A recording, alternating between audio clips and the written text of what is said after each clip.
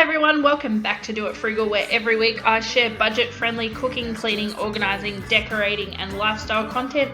If you haven't already subscribed, hit that subscribe button and smash that notification bell so you can be notified of all my new uploads.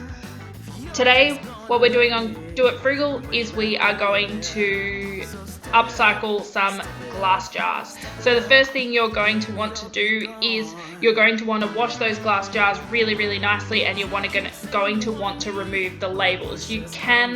We are going to paint them. You can paint straight over the label, but I really recommend getting rid of that label and any of the glue residue that comes along with it. So you'll see as you soak them in hot water, which is what I'm doing now, the label should peel off really easily, and then you can just use a scourer or sponge just to get rid of any of that leftover paper and of course any glue. It should be fairly easy to get off because the hot water will melt that glue, and you should just be able to, with a light scrub, get it off. But that's all we're trying to do at this stage. We just want to get these jars nice and clean.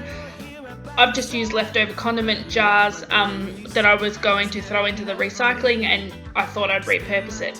What I'm doing now is I have just gotten some chalk paint that I made myself by adding baking soda into some latex house paint. It worked really nicely. I'll put the ingredients and the recipe for that down in the description for you if you want to have a go at making your own chalk paint.